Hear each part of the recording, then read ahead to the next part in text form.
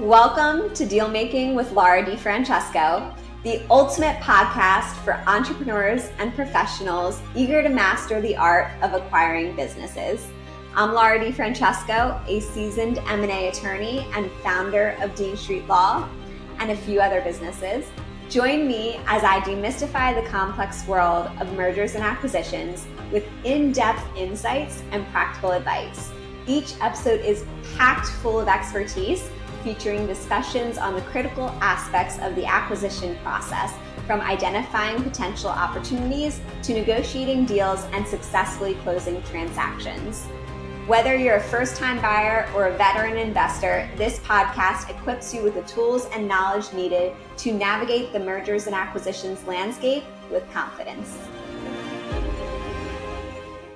Welcome back to another episode of Dealmaking with Laura DiFrancesco. I'm here at the farm, so of course I have all of my fur babies with me. Molly is right here at my feet, and actually my turkeys are right here next to me. So I just think they need a little appearance. Let's get them a little moment in the light. Hi, babies. Hi. Are you into podcasting? Oh gosh, and Molly's right here with me as well. So these are my crew for my podcasting adventures today. Get y'all set up here.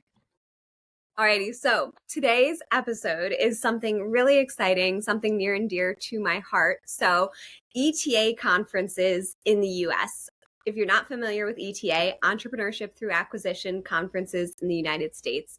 And I absolutely love the conferences that I've been to. They've been really incredible experiences. I've been an M&A attorney for over a decade. I've been specifically in the ETA space for 4 years when one of my private equity clients decided to start a search of their own. And so it's been something I've been very ingratiated in, even as someone who is writing a book on entrepreneurship through acquisition, published a course on it, has podcast on it. Even as someone who shares a lot of knowledge in the ETA space, I absolutely love attending the conferences because it's a really great opportunity to see all the folks who you're doing business with, to meet people interested in the space, and as an entrepreneur myself, a lot of like-minded individuals. So I'm excited about our conversation today. We're going to be talking all about the various ETA conferences. It is a growing space, so I'm sure by the time that this is published, it'll be published this week, that there's even more developments about who's hosting ETA conferences, where they are, when they are. But I figured I'd give you a general overview of the ETA conferences in the US, those that I've attended, recommendations that I have in terms of attending them, getting the most experience out of them, the best experience out of them, and making the most of them. And of course, if you need someone to speak at an ETA conference or moderate at an ETA conference, I'm happy to do so. I'm so excited to share that I will be moderating one of the panels at the Southeast ETA Conference this week. So this Friday and Saturday are the Southeast ETA Conference at Georgetown. I will be moderating one of the panels on lending. So I'm very excited about that. Feel free to email me at ldfrancesco@deanstreetlaw.com if you would like me to be a moderator or speaker at your ETA conference. We'll have all the information in the show notes, and happy to share everything I know to support those in the ETA space. So let's dive into the particular ETA conferences you can expect to see on the calendar this year. I have them all written down so that I don't miss all of the ones that I'm familiar with, and I fully expect that there's plenty that I'm not familiar with as well, because as I said, it's a growing space and there's more ETA conferences. So the majority of the ETA conferences are held by universities, and particularly those with ETA as a pillar of their MBA program, as one of the concentrations of study that they offer. Usually these are MBA programs in schools with ETA clubs that are very active, and those that are really at the forefront of the education of entrepreneurship through acquisition. In addition, there's a few more privately held conferences as well. So let's dive into those. The first one coming up is September 6th and 7th, this weekend, if you're listening to this live. in Washington, D.C. So Southeast ETA Conference is a collaboration between Georgetown, UNC, Duke, and University of Virginia, and it alternates who hosts it. So it kind of, last year I went to the one at Duke. It was such a wonderful experience. I absolutely loved it. Each ETA conference has a little bit of a different flavor. And so if you're thinking of which conferences to attend, I'll go over that in the next conversation after we go through a bunch of the different ones and thinking about which ones to attend, which ones make the most sense for you, and how to approach deciding which ones to go to and how to make the most of them. We'll get into that next. So the next one that I've already signed up for is the Harvard ETA Conference, which is scheduled currently for October 19th, 2024 in Boston, Massachusetts, held by Harvard. And then the other one that I've signed up for so far is the Booth-Kellogg. And I went to the Harvard conference last year, absolutely loved it as well. And I also went to the Booth-Kellogg conference last year, and I've signed up for that one as well. And it's November 4th in Chicago, Illinois, 2024. And then there's a few, I absolutely love the Wharton ETA Conference. I'm in the Philadelphia area, so it's nice and easy for me. That is typically held in spring of the year. So the dates for 2025 have not been announced. I went to the 2024 conference, really loved it. So many great people, great programming. All of these universities have done phenomenal in terms of programming and structure and making sure that those that are attending really get the most out of it. MIT ETA Conference, I went to that last year as well. Absolutely love that. That's in Cambridge, Massachusetts at MIT. It was last held February 15th through 17th of 2024. I'm not sure what their 2025 dates are, but I would expect it to be in the spring. So then let's get into some of the conferences I haven't been to, but would love to attend. And especially if there's any that you would like me to attend, let me know. Any that you'd like me to speak at or moderate, let me know. Would be happy to do that. So there's the Stanford Search Fund Conference, and that is to be determined when the next date is. Are you doing a little stomp? A little stomp stomp? My turkeys are stomping. I have no idea why, but a little entertainment, you know? So the Stanford Conference, I'm not sure when the next one will be. I think, if I understand this correctly, it's every other year. So I believe that the Stanford Conference alternates between the Stanford Conference and the IESE Business School Conference in Barcelona, Spain. So I believe that they go every other one. These are my ducks. Welcome to the farm. We've got the whole crew here. Everyone loves me. And then there's also the Rice ETA Conference. Rice is held in Houston, Texas. It will be October 18th of 2024. I don't believe I'll be able to attend that because I'll be at Harvard, but I would love to another year. There's also the Babson College ETA Conference. So I believe that's scheduled for June 4th and 5th in Massachusetts. So June 4th and 5th, 2025. There's also the University of Michigan Ross ETA Conference, to be determined when it will be held this coming year. I expect it will be in spring of 2025. It was last held January 18th and 19th, 2024. That's in Ann Arbor, Michigan at University of Michigan.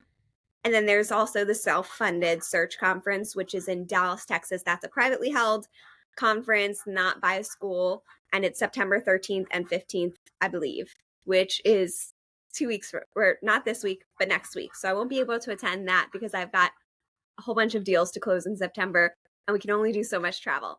But I hope everybody has fun. And the self-funded Search Conference also, you have to be a searcher to attend, but of course there's going to be moderators and speakers that are vendors and industry experts as well. So with that in mind, let's talk about how you can decide which conference is the right conference for you. Of course, it's going to depend on budget and what you're looking to get out of the conference. So each conference has a little bit of a different flavor in terms of what their goal is and who they are gearing it towards. Some of them are more traditional search. Some of them are more your self-funded search. Some of them are a good blend of both. And I found in my opinion, that every one of them has a decent blend of traditional and self-funded. But I do think that in terms of Harvard, Stanford, Booth-Kellogg, I would say those tend to have a lot of panels more focused to a traditional search because they are so ingrained in the traditional search space. So Southeast ETA, I thought was very good balance of both, probably a lot that would specifically towards self-funded, but not exclusively. And I really don't know also what their agendas will be. I didn't look into all of their agendas for this year yet. Some of them have announced them, some of them haven't. But each conference, take a look at their agenda, figure out whether it looks to be more for a self-funded searcher or traditional searcher. If you're not sure which, that might not be a determining factor for you. And then geography may be a determining factor for you. So, of course, in terms of cost, it's super easy being from Philadelphia to go to Wharton, and so easy to go to the Southeast ETA Conference in Washington, D.C. A little bit harder for me to go to Harvard, Booth-Kellogg, Stanford, etc. But then you may also want to go to certain ones because there's certain people you want to meet who will be there, and you know that they'll be there. You've been networking with them, speaking with them. And then also you may just want to go because you may want to learn more about a particular school's program, or you may have an affiliation with a particular school or something like that. So take into consideration all those factors and kind of start to feel which feels the most aligned with you, what makes the most sense for your budget, and which ones you can go to. I go to a lot of them because I have speaking engagements or moderating engagements, or I love to meet people that I am doing business with. And as someone who is a thought leader in the ETA space, want to be networking in this space as much as I can. So that's kind of my philosophy. Also, for me as an attorney, it makes sense to go to a number of them so that I can meet folks. But as a searcher, it may just make sense to go to one of them to get something particular out of it, and then you may feel satisfied. But if there's more that you want to go to, then you can go to those as well. And continue to go until it feels like you've reached the point of diminishing returns is kind of how I view it. But I really love networking, and it's my number one way to get to see all of the people that I am doing deals with. So for me, it makes a lot of sense to go to a number of them throughout the year. And Molly, what are your thoughts? Molly misses me when I'm gone. The farm misses me when I'm gone, and I very much miss the farm when I'm gone. So I balance both wanting to go places with also wanting to be present for all of my fur family at home. All right, let's talk about how to make the most of it and my personal experiences. So my personal way that I like to go about each conference, I love to, if I have time and can, connect with people who are attending. So most of these conferences have great user interfaces. They usually have an app or something like that where you can see who's attending the conference before. And so I like to really think of how can I make the most of it. So I love to connect with others.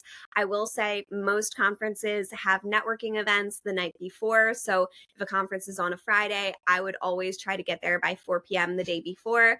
Most conferences do have like an end networking event, but then after that, everyone clears out. So if there's not a official end networking event, I would say whenever the conference is done, give it an hour or two, but you're probably not going to need to stay longer than that unless you want to catch up with friends in the area or something of that nature. So in terms of planning out when to arrive, always arrive, I would say, by 4 p.m. the day before, and then always plan to head out a couple hours after the conference ends. And then I feel like you will, from a commitment and time perspective, get the most out of it. Of course, if you plan to meet people before or after, you can, but most people when meeting up at conferences meet up during the conference because there's a lot of built-in networking time. And then also some people have different strategies. Sometimes they want to go just to network and are not as concerned with what the agenda has for the different sessions. Other people really want to get in information from the sessions and blend in networking, and others are just focused on the sessions and they can meet who they meet while they're there. So it depends on your strategy of what you're looking to go get out of it. But I would say most meetups that you're going to have are during the conference itself. And you probably don't need to be there too far in advance of 4 p.m. the day before. But if there is someone you want to meet up with and you plan to meet up with them before that conference or something like that, then of course do that.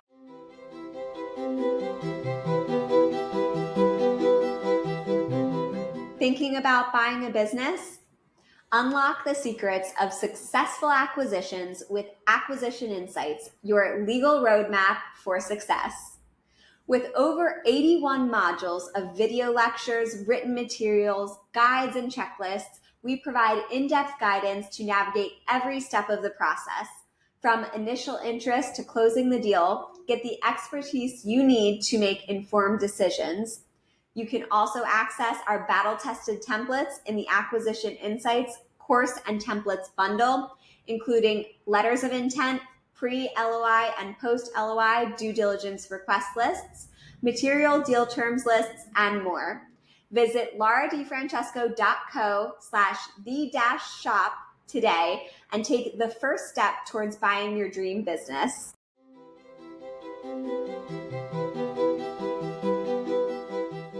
Let's talk about key takeaways. So I really approach it, my personal perspective is I love seeing people there. I love networking, but I really want to hear what everybody else's thoughts are on it.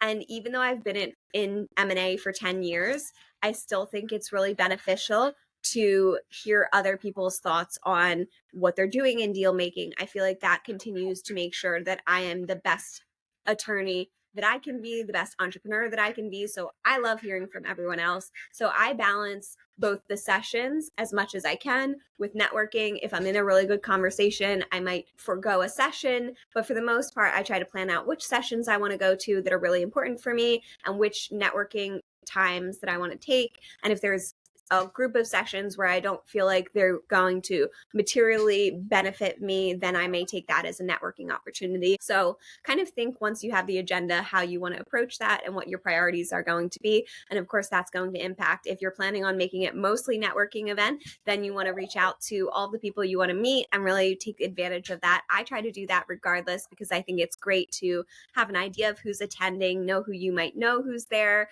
and take some time to be intentional about who you want to meet.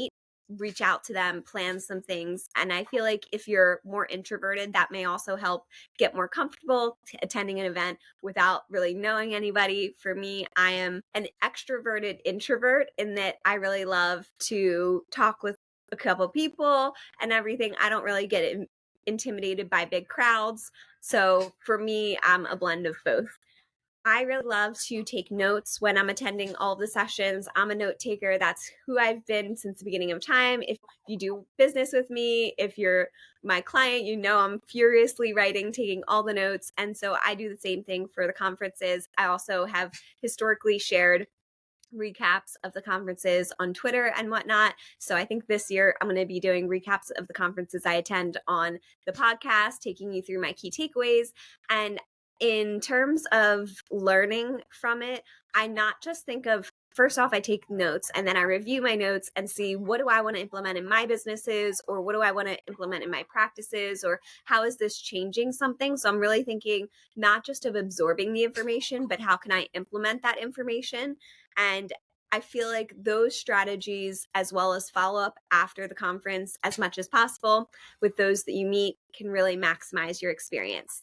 So that kind of goes through my experience, and I talked about how I maximize it. We talked about pre-conference preparation, using those apps or the ways that they have to connect you with other people who are attending the conference, reaching out to folks, figuring out what networking events will be going on before the conference. Most of them are going to be before and during the conference. Very few, if any, are going to be after the conference, but you can always check and see who's attending what. So we talked about pre-conference preparation. We talked about networking strategy and then engaging with the content. I really love to think of questions. I think that moderators and speakers really love to have questions that they get asked. Make sure it's something thoughtful that is great use of your time, great use of the other people's time. But for the most part, all the questions that I've seen asked are really phenomenal questions. Don't be stressed if you don't have a question. Usually there's a bunch of people in the audience who do have a question, but make the most of it. If you have a question,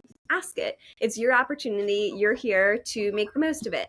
So which sessions do you prioritize when there's multiple ones that are interesting to you? This happens to me all the time. I love learning. I love hearing people talk about things that I'm interested in. And so I try to figure out ultimately, what am I trying to get out of the conference? What is the number one thing that I'm trying to get out of the conference? If I'm trying to learn more about a particular area, if I'm trying to meet more people in this particular area, what is really going to drive the success of the conference for you, and gearing it towards that. And it's very hard sometimes. Sometimes there's like 3 really incredible conference sessions that you would like to attend. And then also who's attending those sessions. If you're having a really good conversation with someone and they're attending a session and you were on the fence, sometimes I'll just go where they're going so we can continue networking and continue the conversation. How do you maintain a balance between attending sessions and networking? I really think that you should figure out what's more important to you and what balance you want to strike, and then go with that. And you can always attend more conferences, you can always meet more people, you can always schedule more meetings, you can always learn more. So it's not the end all be all. If you miss something, don't get too much FOMO. Just try to make the most of it with whatever your strategy is. And then should someone focus on during the sessions to maximize learning and take actionable insights to take back to their business or to their strategy? That's why I love taking notes. I absorb everything and then decide later what's most actionable. That way I have all that information just stored and gelled and a part of my learning experience and a part of my ETA and practice experience. And then what tools and systems do you use to organize and track information gathered at the conference? I think the number one thing that I use is Popple, which is an app where people can connect with you, and it's like a digital business card. A lot of people have different apps. There's multiple types of businesses that do this, but I love a digital business card. I think it's phenomenal for making sure that you capture everyone's business cards and contact information. I have all of my contacts here, and you could add notes to them, such as where you met them. I think it's really helpful. So Popple to me has been amazing and a great source. And then of course, using those apps as well that the conferences create, and they take time and have a lot of effort that they put into these apps. And then leveraging it post-event, I would say reflect on it, go through your notes, figure out what you want to implement, have follow-up that you want to do with folks, figure out what you want your follow-up strategy to be, and then really start to implement that knowledge that you learned, whether it's in your search or your practice of business or your strategy overall in entrepreneurship through acquisition. Really start to implement those. And then continue the conversation, not just an initial follow-up, but really, as you know, networking is made through relationships that we build over time. Jeez, guy, I genuinely have no idea what's going on. No idea who's ruffled whose feathers or why. All right. So in summary, I would say take the time to go through your calendar of potential conferences that you would like to attend. A lot of these are shared on SearchFunder, but be very proactive. A lot of these tickets sell out very quickly. And so you want to make sure that you sign up as soon as you can. I'm trying to take this so seriously, but with the turkey tassel going on. So sign up as soon as you can, because they do really sell out quickly. Plan your schedule. Also be sure to get hotels and flights, everything as soon as you can, because especially for Harvard, they go through the absolute roof. I swear the ETA conference must be going on during Parents' Weekend or something like that, because the prices of hotels near Harvard go through the roof every year. And so be sure to get those ASAP. I also stay, especially for Harvard, not necessarily right there. I try to get something close, but also not $1,000 a night. So that's the goal there. And then be sure to reach out to me. I would love to hear which conferences you're going to. If you are a member of our emailing list, you know the conferences that I'll be attending. In our email list, we send out the most recent podcast episode, the most recent blog post, the most recent resource that we've shared, whether that's through Acquisition Insights, through our resources on our website, as well as the upcoming events that we are attending or hosting. So if you want to keep up to date with where I'm heading, be sure to subscribe to our email list, and then you will be able to connect with me. Be sure to connect before. Would love to meet up with you, say hi while we're there. And of course, if you would like me to be a speaker at your conference, just let me know. I hope this has been helpful, and I'll see you in the next episode of Dealmaking with Laura DiFrancesco, when hopefully the turkey tassels are no longer a thing. See you guys in the next episode. Thank you for joining us on this episode of Dealmaking with Laura DiFrancesco. I hope you found today's discussion insightful and that it brought you one step closer to mastering the art of mergers and acquisitions.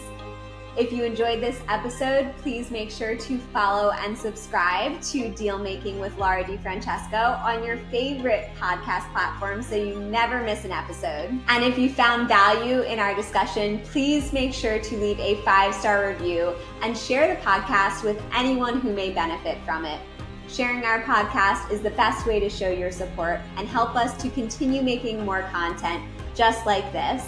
So please be sure to take a screenshot and tag us on social media whenever you can. For more in-depth resources, be sure to visit our website at deanstreetlaw.com, where you can find articles, guides, and more information on our services.